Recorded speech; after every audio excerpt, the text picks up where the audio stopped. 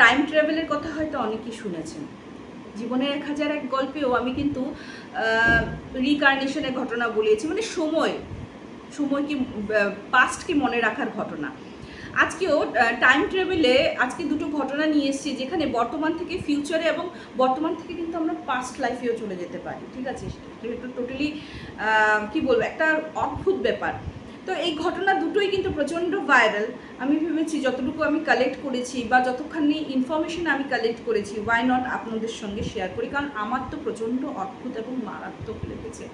আপনারাও যদি এরকম কোনো ঘটনা, যেটা হয়তো সকলের কাছে জানাতে চান, যেটা সবাই তো সব কিছু আমরা জানি না, পৃথিবীতে এমন অনেক অনেক ঘটনা হয়ে রয়েছে, অলৌকিক ঘটনা, তো আপনারা কিন্তু পাঠিয়ে দিতে পারেন আমাদের এখানে। হোয়াটসঅ্যাপ নাম্বার হলো 8011006740, নতুবা আমাদের মেইল আইডি 1001gulp@gmail.com, সেখানে কিন্তু আপনারা পাঠিয়ে দিতে পারেন। আচ্ছা, একটা কথা বলে দিই, বৃহস্পতিবার ঠিক 6টার সময় চলে আসে আপনাদের জীবনের ঘটনা, জীবনের সমস্যা, প্রেমের ঘটনা, মানে নানা রকম এমন কোনো ঘটনা যেটা হয়তো সকলকে বলতে পারছেন না, অনামিকা নামে আপনারা এখানে পাঠাতেই পারেন। এবং আপনারা জানেন আমি কিন্তু কোনোদিনও কোনো আপনাদের যদি অবজেকশন থাকে সেক্ষেত্রে কিন্তু নাম প্রকাশ বা ঠিকানা প্রকাশ করা হয় না, যেটা যে আমার যে মেইন চ্যানেল কথায় গল্প ভূত রাড্ডো স্টেশন, সেখানে আমি করে থাকি। তো চলো আজকে আর দেরি করবো না, আমি ফটাফট শুরু করে দিই। প্রথম ঘটনাটা চলে যাব 1992-তে ভেনেজুয়েলাতে একটা কাণ্ড ঘটেছিল বা একটা অদ্ভুত কাণ্ড হয়েছিল। সেটা হলো, আমি অ্যাপ্রোপ্রিয়েট টাইম সময় আপনাদেরকে বলে দিচ্ছি, সেটা হলো 1992-তে হঠাৎ ওই যে ওখানে যে এয়ারপোর্ট অথরিটি আছে না, ওরা দেখতেই পাচ্ছে যে একটা না প্লেন সে ল্যান্ড করার জন্য চেষ্টা করছে, কিন্তু এই প্ল্যানের ল্যান্ডিংয়ের ইনফরমেশন কিছু ছিল না।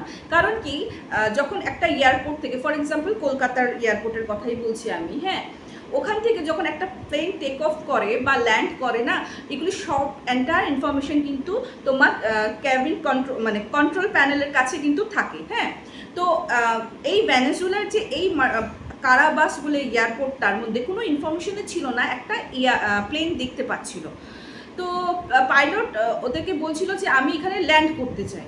তো বলছে ল্যান্ড করতে চাও, কিন্তু তোমার ল্যান্ডিং ইনফরমেশন তো আমাদের কাছে নেই যে এরকম কোনো ফ্লাইট ল্যান্ড হবে। তো ফ্লাইটের নাম্বার কি অ্যান্ড তুমি কোথার থেকে তোমরা ফ্লাইটটা টেক অফ করেছো, হ্যাঁ তোমরা মানে অ্যান্ড তোমরা ল্যান্ড কোথায় করবে। তো বলছি যে আমি নিউ ইয়র্ক থেকে ফ্লাইটটা আমরা করেছিলাম, টেক অফ করেছিলাম, এবং আমরা ল্যান্ড করবো হলো মায়ামিতে। হ্যাঁ, মায়ামিতে সকাল 9:55-তে আমাদের ল্যান্ডিংয়ের কথা ছিল।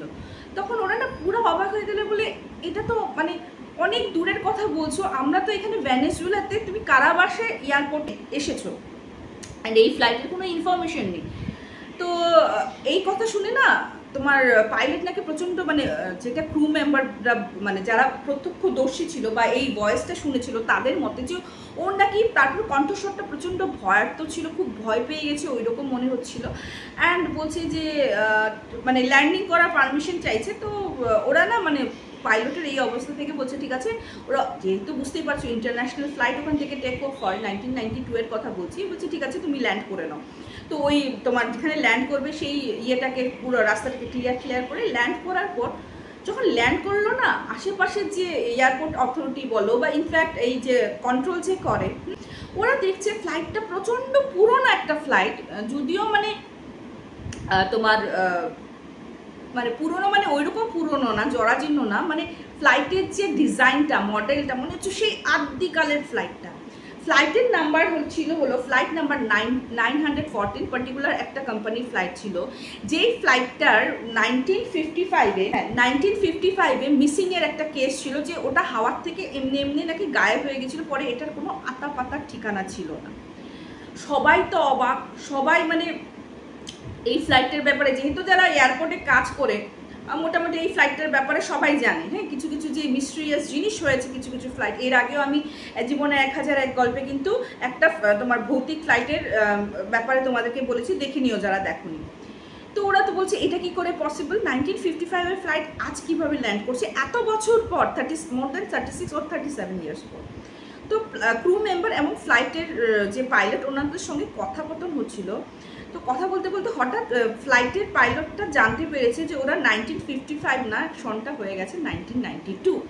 অ্যান্ড ওরা তোমার যখন আশেপাশের সব মানে এয়ারপোর্টের যে যারা স্টাফ ছিল ওরা দেখছে যে জানলা দিয়ে যে প্যাসেঞ্জাররা দেখছে যে কেন এতক্ষণ খুলছে না, ওরা তো মায়ামি ল্যান্ড করে গেছে, মায়ামিতে নামবে, কেন খুলছে না। তো ওরাও দেখছে প্যাসেঞ্জাররা বাইরের দৃশ্যটা, ওরা না প্রচুর অবাক চোখে দেখছে আশেপাশের সব জিনিস। অ্যান্ড যারা নিচে ক্রু মেম্বাররা ছিল, এয়ারপোর্টের স্টাফরা ছিল, ওরা দেখছে যে এইসবের মানে এই প্যাসেঞ্জারদের পোশাক আশাক নাকি প্রচণ্ড মানে সে একদম কোন আদিকালের ড্রেস আপ করে রেখেছে।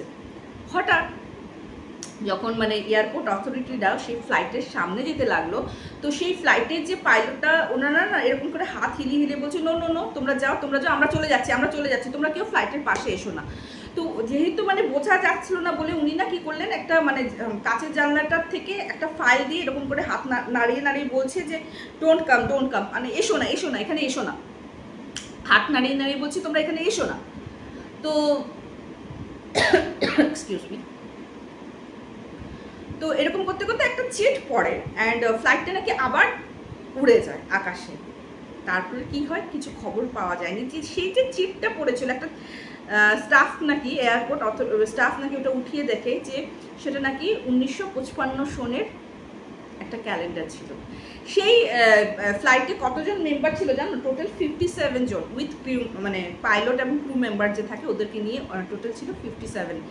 তো এটা অ্যাকচুয়ালি কি হয়েছিল সেটা আজও একটা কোয়েশ্চেন মার্ক। টাইম ট্রাভেলের ব্যাপারে তো আমরা সবাই জানি, তো মেবি হতে পারে এটা একটা টাইম ট্রাভেলের ঘটনা, কারণ যেগুলি ডিসক্রিপশন ওরা দিয়েছিল রিগার্ডিং ফ্লাইট অ্যান্ড সেই মানে পরনে প্যাসেঞ্জারদের যে পরনের ড্রেস আপগুলি সত্যি খুব অদ্ভুত ব্যাপার।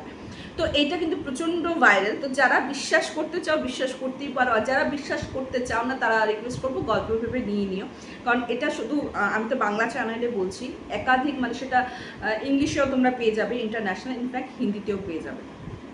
আর সময় নষ্ট করবো না, যারা নতুন দেখছো সাবস্ক্রাইব করে নাও, কারণ এরকম ইউনিক কিন্তু অলৌকিক ঘটনা হয়তো অনেকে শুনেছে, হয়তো অনেকে শুনুনি, সেরকম ঘটনা তোমরা এখানে পেয়ে যাবে। তো চলো নেক্সট যাচ্ছি হলো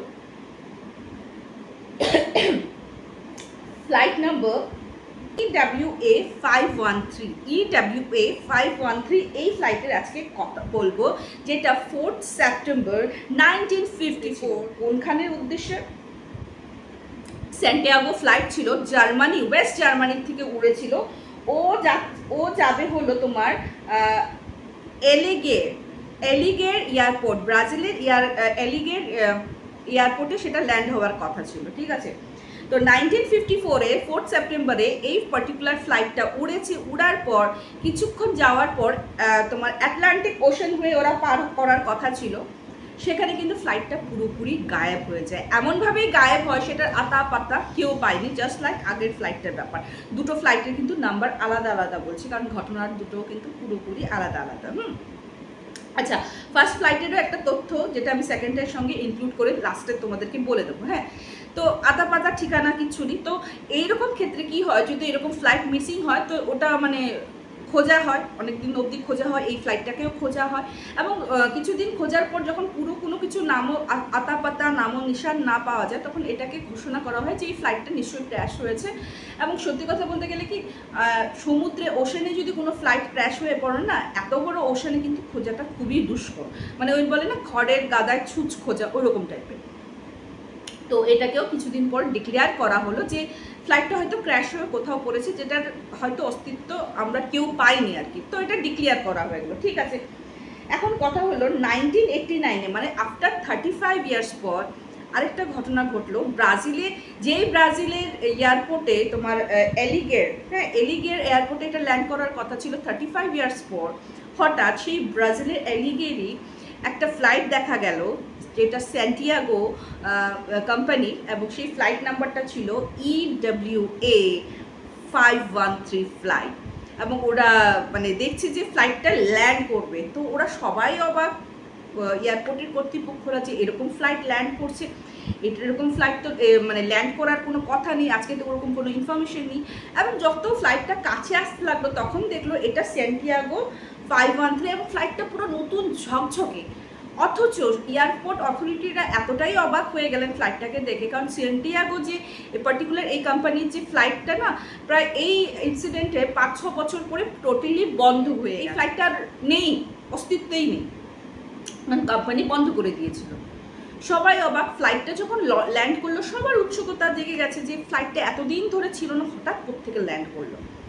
তো সবাই মানে দেখছে ফ্লাইটটা দাঁড়িয়ে আছে। তো ওই তোমার এয়ারপোর্ট স্টাফ একজন কি করলো, উঠে দরজাটা খুললো, কারণ কেউ খুলে বের হচ্ছে না। আরে বাবা, একটা ফ্লাইট যখন এসেছে ওরা তো দেখবে ভিতরে কি আছে। কিছু ক্রু মেম্বার গেছিল 2-3 জন, এবং ওরা না ফ্লাইটে ঢুকে চিৎকার করে বেরিয়ে এসছে। কেন চিৎকার করে বেরিয়ে এসছে? ওরা বলছে যে আমরা ফ্লাইটে প্যাসেঞ্জারের বদলে দেখেছি প্যাসেঞ্জারের সিটে অনেকগুলি কঙ্কাল বসে আছে। হ্যাঁ, অ্যান্ড ওইটা দেখি ওরা ভয় পেয়ে মানে বেরিয়ে এসেছে। এবং অ্যাজ ইফ যেমন এটা মনে হচ্ছিল ওরা যখন ফ্লাইটটা টেক অফ করে, যখন যেই সিচুয়েশনে বসেছিল কঙ্কালগুলো কিন্তু এক্স্যাক্টলি সেই সিচুয়েশনেই বসা। তারপর যখন আরেকজন মানে আরও 2-3 জন কর্তৃপক্ষ উঠেছেন, পাইলটের কেবিনে গেলেন, ওখানে দেখে পাইলটও কিন্তু পুরো কঙ্কাল হওয়া। ইনফ্যাক্ট ওই তোমার পাইলটেও তো অনেক রকমের দেখো তোমার হ্যান্ডেলটাকে এরকম করে ধরা, যেটা ব্রেক করছে ল্যান্ডিংয়ের সময়, এবং নানা রকম প্যানেলে আর কি কাজ হচ্ছিল। কঙ্কালের হাতটা কিন্তু সেই মানে ব্রেকের মধ্যেই হাতটা লাগানো। তো এটা দেখে প্রচণ্ড ওরা অবাক হয়ে যায়। অ্যান্ড সত্যি কথা বলতে গেলে কি এই ঘটনাটা নাকি ওই স্থানীয় কর্তৃপক্ষরা, যেহেতু এটা বুঝতেই পারছে একটা চাঞ্চল্যকর ঘটনা, ওরা কিন্তু অনেকভাবে ঢাকার চেষ্টা করেছে। ইনফ্যাক্ট প্রথম ঘটনাটাও কিন্তু ওর জন্য কিন্তু পট করে কিন্তু, আর তখন তো দেখো সোশ্যাল মিডিয়া ওরকম সড়গড় ছিল না, তো ওরকমভাবে আসেনি।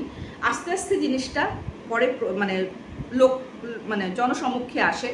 তো ওরা অনেক রকমের ঢাকা দেওয়ার চেষ্টা করছিল, যেহেতু প্রচণ্ড একটা আনইউজুয়াল জিনিসটা প্যানিকের সৃষ্টি করতে পারে। তো ওটার জন্য যদিও ওটা মানে বলেছিল যে জনসমক্ষে না আসে, খুব ওরা প্রিকশন নিয়েছিল, কিন্তু এটার ব্যাপারে না তুমি প্যারানর্মাল যারা ইনভেস্টিগেট করে ওদের থেকে ধরে নানা রকম সায়েন্টিস্টরাও কিন্তু এইটার পর্যবেক্ষণ করতে গেছিল নাকি, যে এটা কেন হয়েছিল, কিভাবে হয়েছিল। তো এই ক্ষেত্রে একটা জিনিসই এসছে, টাইম ট্রাভেল। হয়তো ফ্লাইটটা এমন একটা লুপে পৌঁছে গেছিলো বা এমন একটা ব্ল্যাক হোলে পৌঁছে গেছিলো যেটা টাইম ট্রাভেল করে, এবং যখন ল্যান্ড করে হয়তো ওই দ্রুত সময় যে যায়, হয়তো ওদের মধ্যে হয়তো জিনিসটা হয়তো 10-12 ঘন্টায় ছিল, কিন্তু এখানে 35 ইয়ার্স পার হয়ে গেছে। এবং 35 ইয়ার্স পরে ওদের যেরকম অবস্থা হওয়ার ছিল যখন ল্যান্ড করে যায়, ওরা বোধহয় ওই রকম অবস্থায় মানে চলে এসেছিলো, দ্যাট ইজ কঙ্কালসার। তো কি বলবো, পৃথিবীতে অনেক রকমের অদ্ভুত ঘটনা তো আসতে থাকে, আমরাও তোমাদের জন্য অদ্ভুত ঘটনা আনতে থাকবো। তোমরাও চাইলে, তোমরাও যদি চাও যে এরকম টপিক নিয়ে তুমি ঘটনা বানাও দিদি, যে এরকম ইনফরমেশনটা জানতে চাই, ডেফিনেটলি তোমরা পাঠাতে পারো, কারণ এই চ্যানেলটাও তো তোমাদেরই। তো তোমরা যেমন ভালোবাসবে, তোমরা যেমন জানতে চাও, তোমরা যেমন ঘটনা শেয়ার করবে, তেমন ঘটনাই কিন্তু আসবে। তো চলো বন্ধুগণ, আজকের এপিসোডটা এখানে শেষ করবো, কিন্তু শেষ করার আগে সকলের সঙ্গে শেয়ার করো, ফেসবুক প্রোফাইল, ইনস্টাগ্রাম স্ট্যাটাস হোক বা হোয়াটসঅ্যাপ স্ট্যাটাস হোক, ইনস্টাগ্রামে হোক, তোমরা শেয়ার করতেই পারো বন্ধুদের সাথে, ঠিক আছে? তো চলো আজকে এপিসোডটা এখানে শেষ করছি, খুব তাড়াতাড়ি দেখা হবে। Till then, bye bye, see you soon, নমস্কার।